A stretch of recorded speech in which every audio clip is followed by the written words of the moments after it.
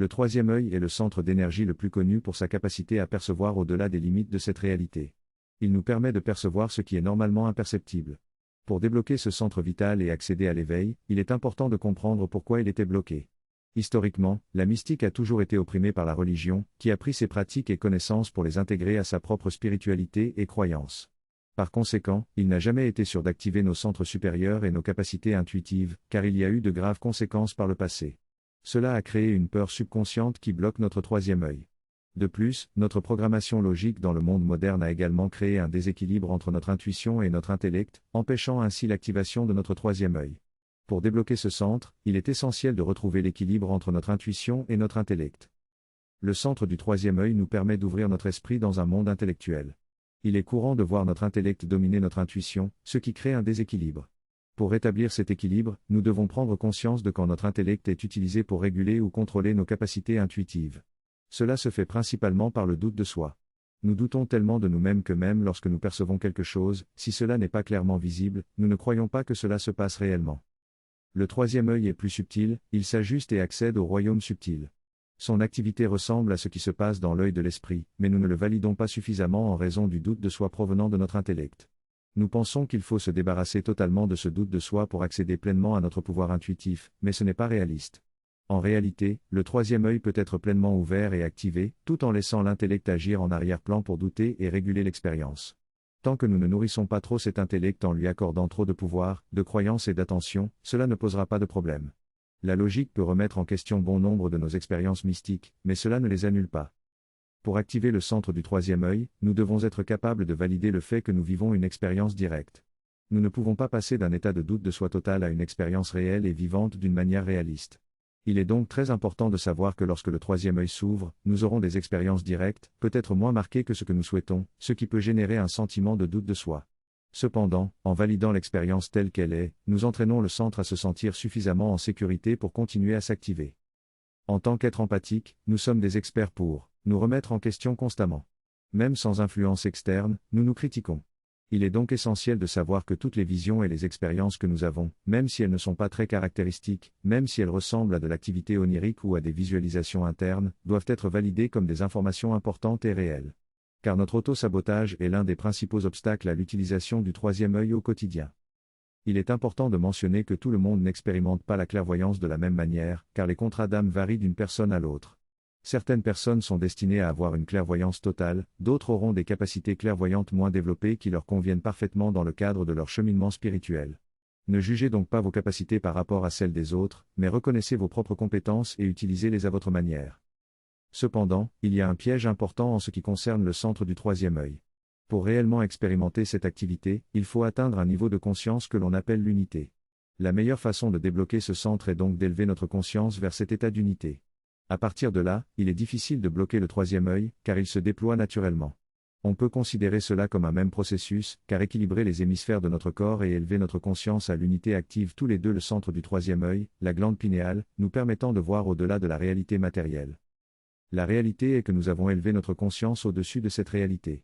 Si vous vous demandez comment élever votre conscience dans l'unité, vous êtes déjà à mi-chemin, car si vous êtes un être empathique, ce qui fait partie des critères pour être considéré comme un humain, mais si vous êtes un être extra-empathique, c'est-à-dire si vous êtes déjà très empathique et conscient de votre nature empathique dès le départ, cela signifie que vous réalisez déjà l'unité. Être empathique en soi signifie être capable de comprendre qu'une autre personne est en train de vivre quelque chose, qu'il s'agisse de la douleur ou du plaisir, et que cela vous affecte personnellement, que vous en ayez conscience ou non. Cela représente déjà un sentiment d'unité, même s'il n'est peut-être pas encore à son apogée. C'est déjà la sagesse innée des corps émotionnels et viscéraux qui savent que nous sommes tous interconnectés et que la souffrance infligée à autrui nous affecte également. Savoir cela, même à un niveau subconscient, signifie que nous sommes tous un. Même si notre esprit conscient n'a pas encore fusionné avec notre esprit subconscient, même si nos hémisphères n'ont pas encore équilibré et fusionné pour ouvrir le troisième œil, nous sommes déjà bien plus qu'à mi-chemin vers la réalisation de l'unité, simplement parce que nous sommes, mais en contact avec notre empathie. Tous nos pouvoirs intérieurs ne peuvent être pleinement réalisés que lorsque nous prenons conscience de l'unité. Avant cela, nous faisons des choses, mais il y a toujours un certain échange d'énergie, c'est-à-dire un certain sacrifice. C'est pourquoi des personnes qui n'ont aucune connexion empathique peuvent avoir des pouvoirs extraordinaires, mais cela ne provient pas de leur propre divinité intérieure. Ce n'est pas une manifestation d'un état éclairé.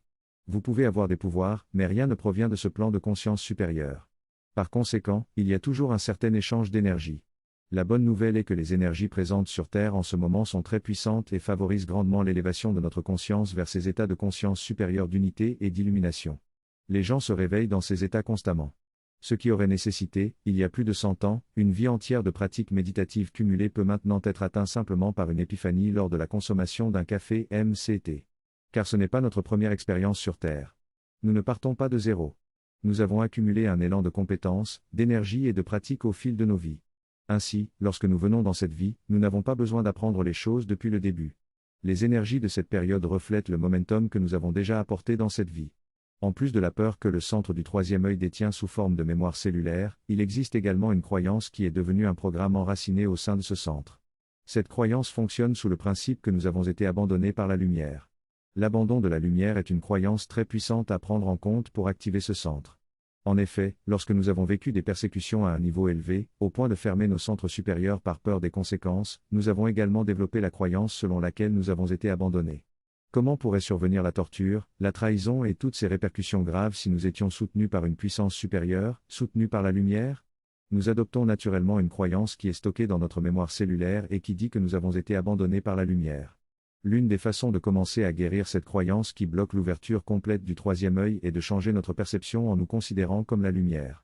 Et si nous étions la lumière et si nous étions venus dans des expériences physiques au fil du temps pour ancrer davantage de lumière, plus d'informations, plus de divinité dans une expérience, en sachant à l'avance que nous entrions dans certaines situations et expériences pour ancrer davantage de lumière? Et si nous changeons le scénario pour que la lumière ait effectivement besoin de notre aide et que nous ne soyons pas abandonnés par elle, mais que nous aidions à ancrer la lumière dans cette réalité? Nous pensons parfois que la lumière, la création, n'a pas besoin de nous, que nous sommes impuissants et que nous avons tout besoin d'elle. C'est une erreur innocente et elle est le produit de l'amnésie spirituelle. Lorsque nous sommes dans l'amnésie spirituelle, nous croyons que nous ne sommes pas puissants et donc que nous ne pouvons pas aider la lumière. Nous pensons simplement que nous sommes dépendants de la lumière. C'est un thème universel, mais même si nous ne nous identifions pas sous la forme d'un abandon, il est peut-être temps de commencer à le reconnaître. Nous sommes bien plus puissants que nous ne le pensons et la lumière a également besoin de nous. Il est crucial de surmonter la peur d'ouvrir ce centre, car nous ne sommes pas soutenus de manière métaphysique et existentielle. Il est essentiel de guérir cette peur d'abandon, sous différentes formes, par une puissance supérieure. Le premier outil puissant pour ouvrir ce centre est l'utilisation de couves de privation sensorielle. Elles sont un environnement idéal pour exercer et activer le troisième œil, en mettant les autres sens au repos. Le deuxième outil consiste à utiliser le centre énergétique de la paume de la main, en le visualisant ouvert comme un vortex, permettant à l'énergie de circuler du cœur vers le troisième œil. Cette énergie doit nettoyer le troisième œil de tous les programmes ancestraux, blocages, traumatismes, croyances limitantes, contrats et implants, en utilisant l'intention focalisée. En nettoyant la glande pinéale physiquement et le centre énergétique métaphysique, ces processus activent le troisième œil. Il y a encore beaucoup à explorer sur ce centre et sur les autres centres énergétiques en général. Si cela vous intéresse, n'hésitez pas à laisser un commentaire. Le véritable objectif de débloquer et d'activer ce centre crucial est de reconnaître que notre pouvoir intérieur et nos capacités psychiques sont nos droits de naissance. J'espère que cela a activé votre troisième œil et n'oubliez pas de vous abonner à ma chaîne pour des conseils dimensionnels supérieurs lors de vos éveils spirituels. À bientôt.